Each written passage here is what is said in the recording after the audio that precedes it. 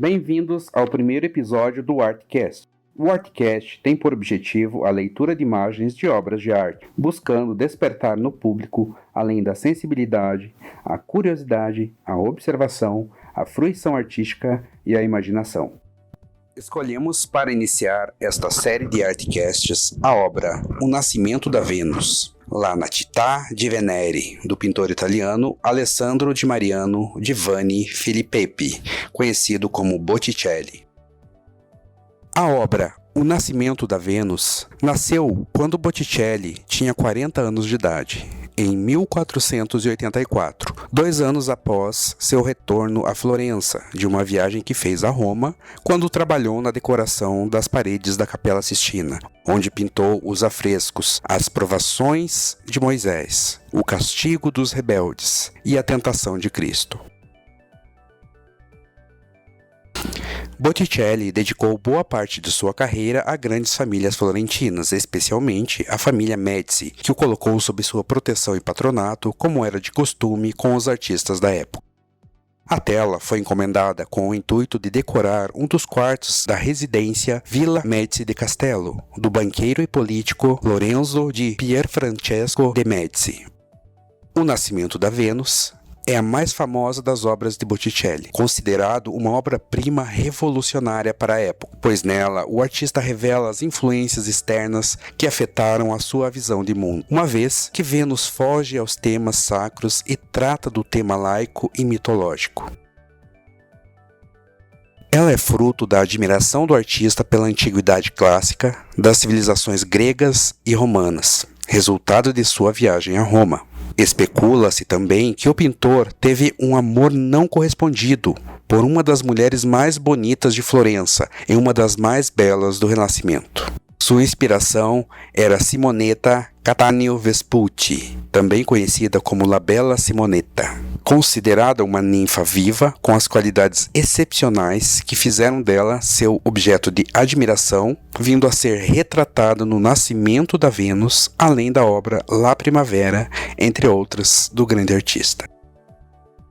A obra é uma imagem figurativa na qual o artista utilizou a técnica têmpera sobre tela. Mede 1,72 m por 2,78 m e tem como temática a mitologia clássica greco-romana.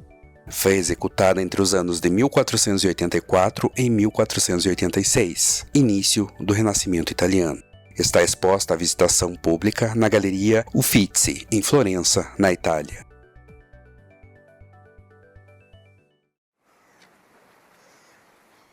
Eu lhe pergunto, você conhece o mar?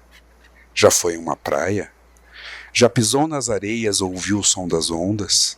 Já sentiu a leve brisa do oceano a deslizar por sua pele? Já sentiu o cheiro da maresia ou o calor do sol à praia? Ou mesmo o frescor da água molhando seus pés? Se nunca o fez, poderia imaginar tais sensações? Senti-las? Ou se já as sentiu, poderia reavivá-las em sua memória? Para apreciar o nascimento da Vênus, um misto de todos os sentimentos e memórias guardadas em você devem ser resgatados, tanto para quem observa quanto para quem a imagina. A paisagem e as cores irão lhe remeter a sensações que serão únicas e individuais. Seus sentidos e vivências estarão presentes ao imaginar desde a cor marmórea e gélida do corpo da Vênus, até o perfume das rosas, do redemoinho de flores que envolve Zéfiro e Flora em sua concepção.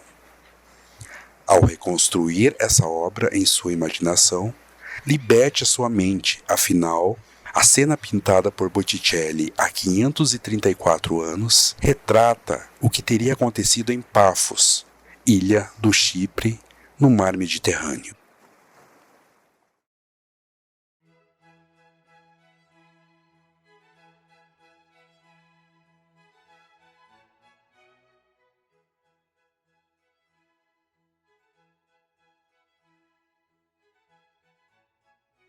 Num primeiro olhar, grande influência cristã recai sobre a temática deste trabalho, uma vez que a figura protagonista está retratada ao centro da imagem, recebendo uma espécie de sopro divino, onde Deus, acompanhado de 2 anjos, dá-lhe a vida em uma distante enseada. Eva então desabrocha sobre uma gigantesca concha, como o alvorecer que reflete a luz em uma pérola desnuda ao vento. Poderíamos até esboçar a chegada de Iemanjá ao reino dos homens não fosse os cabelos ruivos e a pele alva como um mármore. A realidade é que a obra, assim como o nome, revela e retrata em primeiro plano, ao centro, o nascimento de Vênus, a deusa romana do amor, que se apresenta nua e recatada, servida sobre o requinte do útero que a gestou, uma concha de vieira, levada à costa pelo sopro divino de Zéfiro, o deus do vento oeste, e recebida em terra pela primavera Hora, representada pela figura feminina, a qual a espera para cobri-la e protegê-la. 4 são os personagens com formas humanas que protagonizam a cena. Em destaque, os deuses que pairam sobre o ar, suas vestes e asas angelicais emanam rosas que flutuam ao vento, trazendo frescor e perfume ao ambiente. Como elementos cênicos, temos também as ondas do mar, uma concha, laranjeiras, juncos e o próprio vento. Mas não podemos deixar de relatar que a presença da primavera embebece a relva, uma vez que delicadas flores de aciano decoram a brancura de suas vestes, que esvoaçam debaixo da sombra de laranjeiras com a chegada de Zéfiro. Uma única flor de anêmona ecoa viva entre seus pés, na relva, mesmo que muitas outras adornem um manto que cobrirá a deusa recém-nascida. Ao centro, Vênus, nua, encara o espectador com um olhar longínquo, como que recolhida em seu mundo interior, perdida em seus pensamentos, ao mesmo tempo que a mão esquerda esconde com pudor a sua castidade, utilizando seus longos cabelos ruivos que delineam sua silhueta. A mão direita cobre suavemente um dos seios, deixando escapar o outro à mostra. Embora desnuda, a deusa não sugere erotismo, ao contrário, transparece inocência e pureza no olhar. À esquerda da cena, observamos Zéfiro, o vento oeste. Ele se apresenta entrelaçado com sua esposa, a deusa Flora. Ambos flutuam sobre o mar, suportados por grandes asas negras com detalhes dourados, remetendo ao divino. Seus corpos estão pouco cobertos. Longos e voaçantes chitons em tons azuis, evidenciando o tronco forte e robusto da única figura masculina em cena. Tanto os semblantes de Zéfiro quanto de Flora apresentam olhos fixos na deusa Vênus. Ela, com a boca entreaberta, dentes à mostra, sopra uma leve brisa. Ele, com testa franzida, como quem faz enorme esforço para soprar e ao mesmo tempo suportar sua amada em seus braços. Bochechas exageradamente cheias de ar, o qual flui vigorosamente por entre os lábios quase inertes, o vento que entrega Vênus à terra. À direita de perfil está Hora, ninfa que simboliza a chegada da primavera, do renascimento e da renovação, posicionada à espera da deusa.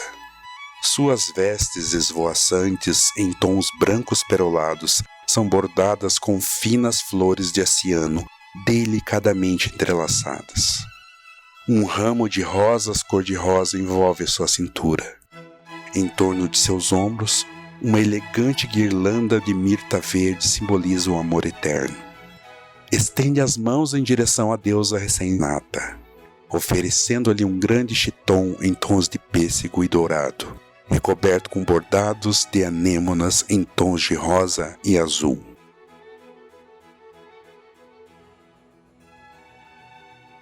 Uma leve sombra em tons ocre se estende por toda a face esquerda dos personagens, resultado do contraste ao ponto de luz à direita e ao centro da tela, e que dá luminosidade ao foco central, a Vênus.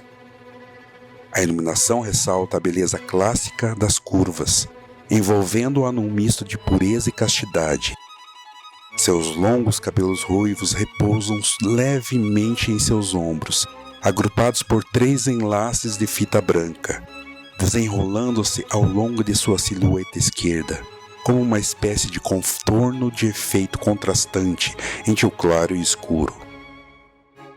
Paira no ar o perfume das laranjeiras que estão carregadas de flores brancas com pontas douradas.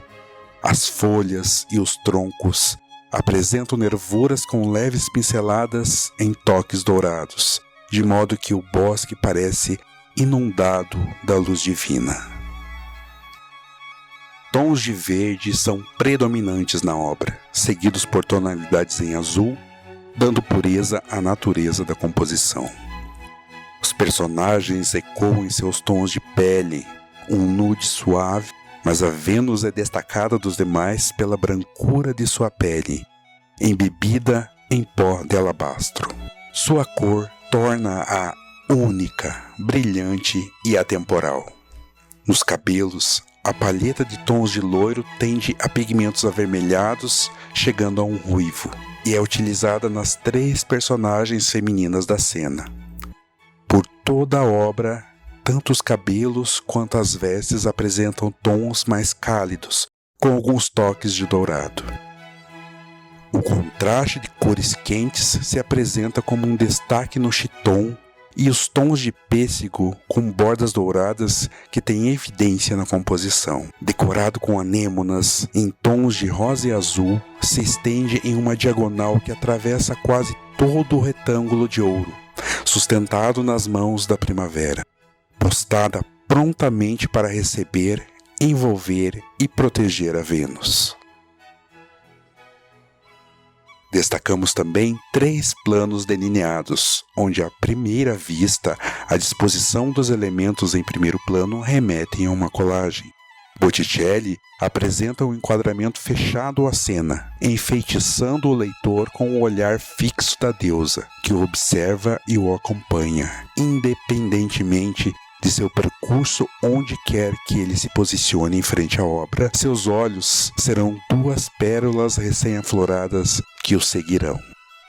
Zéfiro aflora à esquerda, Vênus ao centro e a Hora com as laranjeiras à direita dividem a obra em 3 partes, ao mesmo tempo que delimitam a leitura àquela que protagoniza a cena. Cria-se na obra a ilusão de 2 linhas diagonais que formam uma pirâmide que protege a deusa. Mesmo invertendo essa pirâmide como um feixe de luz oriundo da concha, destaque de igual valor estaria na ascendência da deusa, o seu nascimento.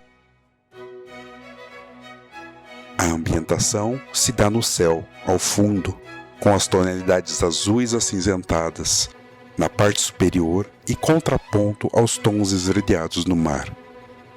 Tanto a costa quanto a relva, em tonalidades terra-verde, evidenciam o início da utilização dos recursos visuais que viriam a se tornar conquistas primordiais do Renascimento, uma vez que os planos assim dispostos demonstram, além da elaboração da técnica da perspectiva, também uma ilusão de profundidade.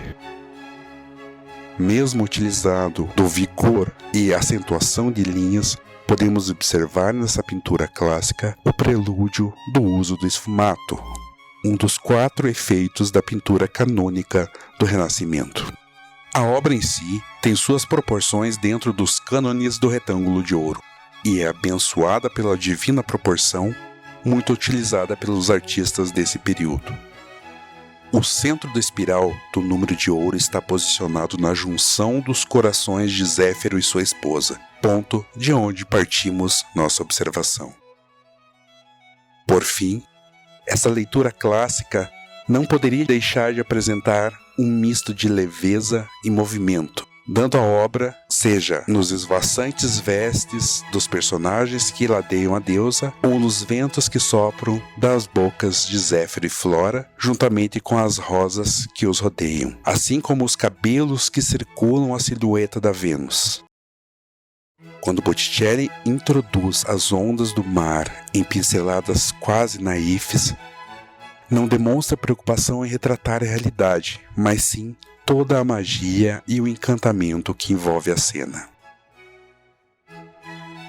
Nascida em um universo onde os deuses seriam soberanos sobre a humanidade, poderemos relacionar a figura de Vênus como o nascimento de uma nova mulher, hoje idealizada num mundo livre de julgamentos, de pudor e de preconceito. Ao sopro divino do deus Zéfiro, podemos atribuir as lutas dos poucos homens que respeitam a mulher como o centro do universo, pois dela nasceram, nutriram, cresceram e se tornaram homens. A base sólida da concha que dá suporte a Vênus é a sustentação que a mulher contemporânea preconiza nesse universo cosmopolitano. Um misto de liberdade e de proteção envolvem a obra, talvez influenciada por seu nome, mas que acaba por afastar qualquer sentimento contrário ao momento sublime preconizado, remetendo-nos claramente à indicação da leitura proposta pelo artista. Afinal, Vênus é a deusa do amor, deusa da beleza, deusa do riso, a deusa do casamento, e mesmo com o contexto pagão da obra, ainda assim fica implícito no subconsciente a imagem sacra de uma Eva ganhando vida com o sopro divino. Ou estaria ela sendo expulsa do paraíso? A partir daqui, fica livre a sua imaginação. Seja Vênus ou seja Eva que você criou em seu universo, ambas simbolizam a beleza da mulher.